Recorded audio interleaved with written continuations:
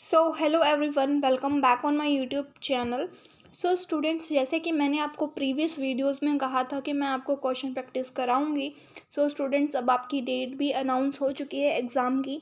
अब हम कुछ क्वेश्चन प्रैक्टिस कर लेते हैं जिससे आपको बहुत हेल्प मिलेगी एग्ज़ाम में। तो सबसे पहले अगर हम करेंगे तो सबसे पहले आपको क्या करना है, जैसे जैसे मैं क्वेश्चन आपको दे रही हूँ उसका आंसर आपको खुद पहले लाइव चैट के अंदर क्या करना है, मेंशन करना है। उसके बाद मैं आपको इसका आंसर बताऊंगी, साथ में एक्सप्लेनेशन भी दूंगी, ताकि ये वीडियो आपकी आगे भी काम आए। जो क्वेश्चन आपकी गलत हो गए हैं वो आप उसको आराम से देख सकें, ठीक है। तो जो फर्स्ट क्वेश्चन है उसको देखते हैं हम। So what is the SI unit of electric charge. इस टाइप के क्वेश्चन एग्जाम में ज़रूर देखने को मिलते हैं। तो पूछा गया है कि एसआई यूनिट क्या है इलेक्ट्रिक चार्ज की। Option A is coulomb, ampere, volt या फिर ओम। तो स्टूडेंट जल्दी से कमेंट्स में लाइव चैट में मेंशन कर दीजिए फर्स्ट का आंसर क्या होगा। Very easy, it's answer is coulomb, ठीक है। कूलम इसका आंसर होगा। ये भी आपको पता है, इजी क्वेश्चन है। एक्सप्लेनेशन भी देख लो। The SI unit of electric charge is the coulomb and Charles Augustin de Coulomb, ठीक है, इन्होंने दी है। तो ऑप्शन जो है वो क्या हो गया, कूलम इसका हो गया।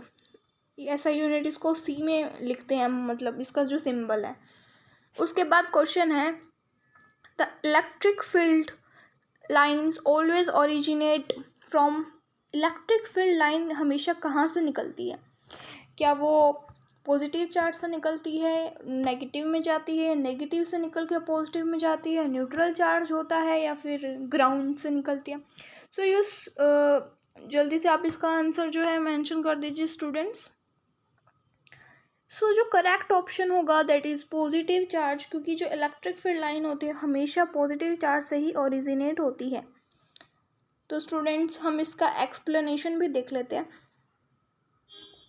पॉजिटिव चार्ज, जो स्टूडेंट्स हिंदी मीडियम के वो हिंदी में भी देख सकते हैं स्टूडेंट्स। एक्सप्लेनेशन है, electric field line always originate from positive charge and terminate on the negative charge. जो इलेक्ट्रिक फील्ड लाइन होती है हमेशा पॉजिटिव चार्ज से निकल कर, ये पॉजिटिव चार्ज हो गया, ये नेगेटिव चार्ज हो गया, पॉजिटिव चार्ज से निकल कर टर्मिनेट हो जाती है कहाँ पर, तो हम कहेंगे नेगेटिव चार्ज पर, ठीक है स्टूडेंट्स। उसके बाद हम देखते हैं question third, the electric field inside a conductor. ये क्वेश्चन बहुत इंपॉर्टेंट है, बहुत इजी भी है, बार बार क्वेश्चन में पूछा जाता है यही क्वेश्चन एग्जाम में। सो आपको ये तो आंसर आना ही चाहिए, आपके टिप्स पे होना चाहिए इसका आंसर क्या होगा।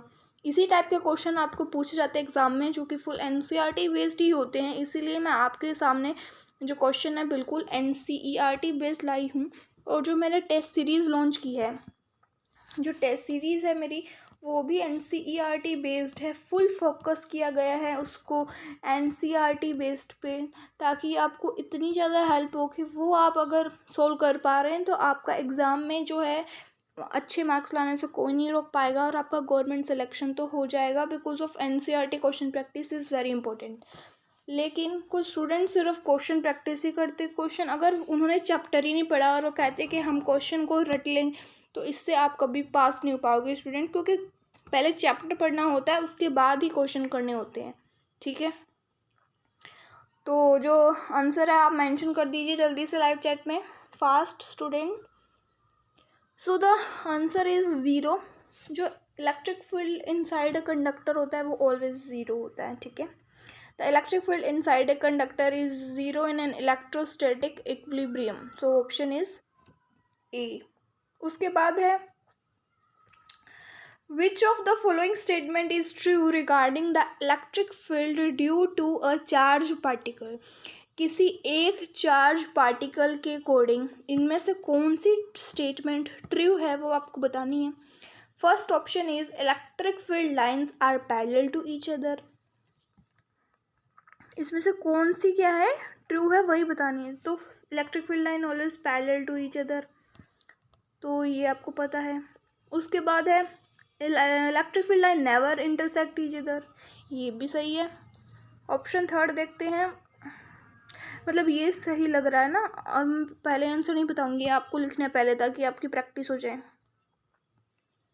फिर है electric field line always form closed loop and electric field line are always straight line. तो जो ऑप्शन, मेरे को लग रहा है इसमें कोई डाउट है। स्टूडेंट्स एक्सप्लेनेशन तो दिया हुआ, जैसे मैंने आपको बताया क्वेश्चन में कि true statement regarding electric field due to a charge particle क्या होगा। तो electric field line are always parallel to each other होती है और नेवर क्रॉस, इंटरसेक्ट नहीं करती है। Electric field line always close loop बनाती है, ये भी सही था। और electric field line always, may be इस क्वेश्चन में करेक्शन होगा, electric field line never intersect each other हैं, इसने शायद गलत, हाँ ये तो सही है ना। And it would imply the presence of two directions of the electric field at the same point which is not possible. तो इसका जो ऑप्शन है वो बी तो सही है, लेकिन मुझे डाउट है इस क्वेश्चन में क्योंकि पैरेलल भी होती हैं और साथ ही साथ में वो एक दूसरे के साथ क्लोज लूप भी बनाती हैं, स्ट्रेट तो नहीं होती हैं ऑलवेज। सो इस क्वेश्चन को हम देखेंगे बाद में। उसके बाद आता है question number, the electric field intensity at a point due to an uniformly charged infinite line is inversely proportional to the electric field intensity। Electric field intensity है वो किसके प्रोपोर्शनल होती है, इन्वर्सली पूछा है, मतलब यहाँ को किसके प्रोपोर्शनल होगी। फर्स्ट इज डिस्टेंस, आर के प्रोपोर्शनल होगी, चार्ज की होगी, लेंथ की होगी, या परमिटिविटी ऑफ फ्री स्पेस होगी। तो स्टूडेंट्स आपको अगर फॉर्मूला आता है तो आप बता सकते हैं। सो जल्दी से मेंशन कर दीजिए आंसर चैट में, लाइव चैट में। सो द एक्सप्लेनेशन इज,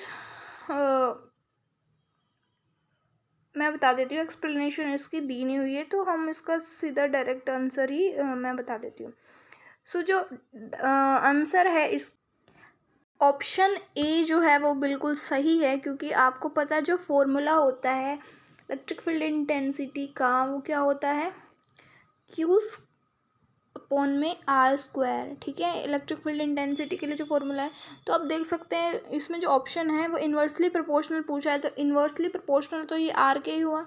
तो जो डिस्टेंस फ्रॉम द लाइन, जो रेखा से दूरी है उसके अकॉर्डिंग जो ऑप्शन ए है वो सही है। ठीक है, उसके बाद जो है क्वेश्चन नंबर है, two charges plus q and minus q separated by a distance d at what point along with the line joining the electric field is the electric field zero. Sorry, question है along the line joining the charges is the electric field is zero. मतलब भी बोल रहा है एक तो आपका charge है प्लस क्यू एक तो आपका चार्ज दिया हुआ है प्लस क्यू दिया हुआ है, एक है माइनस क्यू। ठीक है, ये जो है ये एक दूसरे से सेपरेटेड है कोई डिस्टेंस डी से।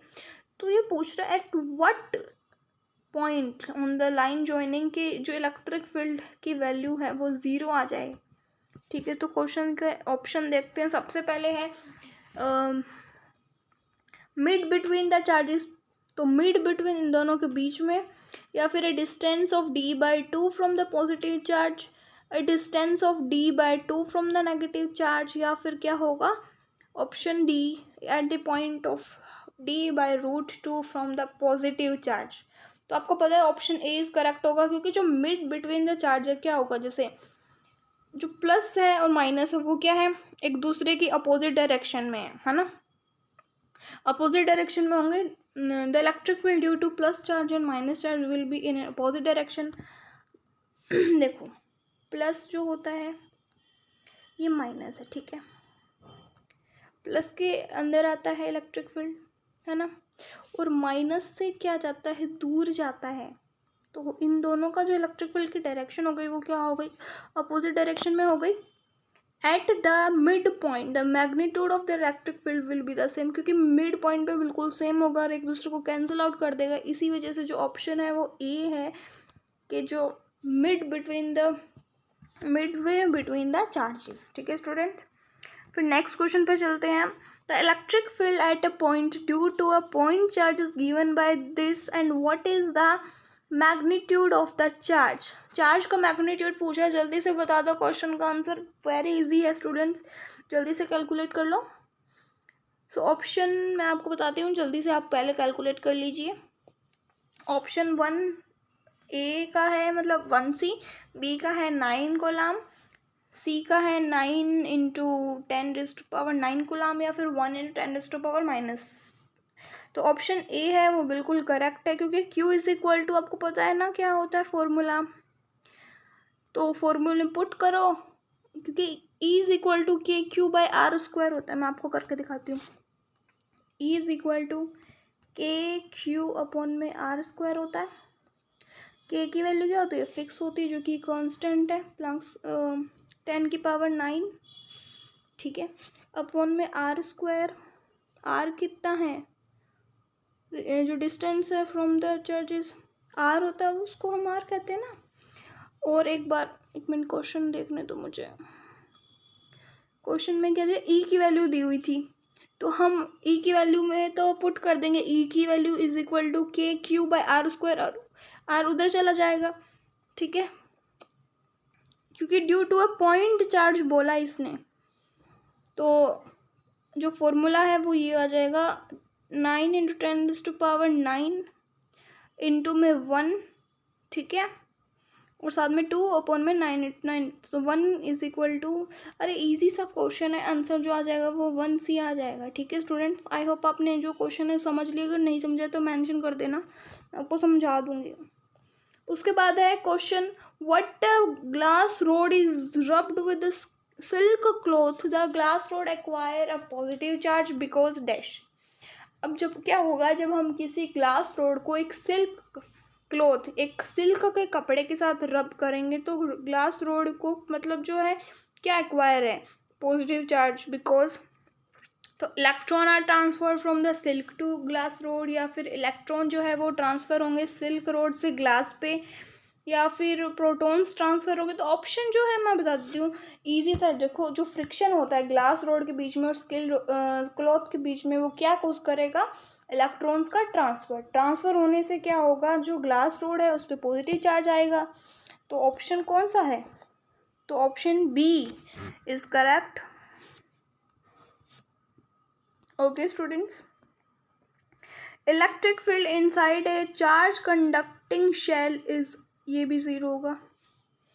जो इजी क्वेश्चन है उस पर ज़्यादा टाइम मत दो, उसको आगे सॉल्व करने के लिए हम छोड़ सकते हैं.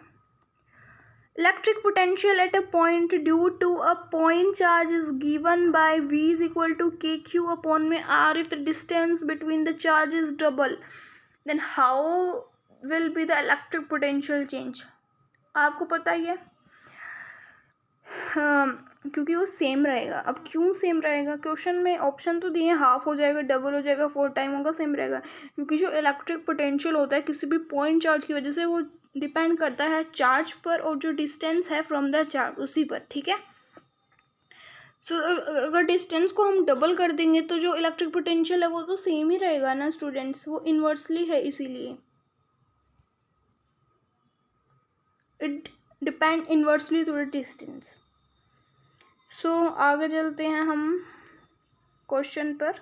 The resistance of a conductor depend on which of the following factor. जो रेजिस्टेंस है कंडक्टर का वो किस पर डिपेंड करता है? लेंथ पे करता है, क्रॉस सेक्शनल एरिया पे करता है, मटेरियल पे करता है, सब चीज़ों पे करता है. स्टूडेंट पता है कैसे? जो रेजिस्टेंस होता है कंडक्टर का वो डिपेंड करता है, क्योंकि जो R इज इक्वल टू रहो फैक्टर अपॉन L/A होता है इसका फॉर्मूला. तो सभी चीज़ों पर वो डिपेंड कर रहा है ईजीली. तो जो एक्सप्लेनेशन है वो है, the resistance of a conductor depend on its length, the area of cross section and the material it is made of. These factors affect the resistance according to the formula R is equal to rho L upon में A, where this is the resistivity of the material.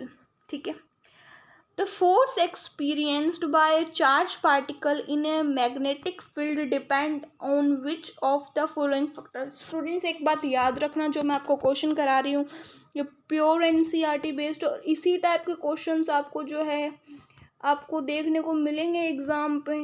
ठीक है, ये important questions हैं बहुत ज़्यादा, इनको skip मत करना, ठीक है। तो आई होप आपने आंसर लिख लिया अपना लाइव चैट पे। तो जो ऑप्शन है वो डी है, the force f is equal to क्या होता है, क्यू वी इंटू बी होता है, ठीक है।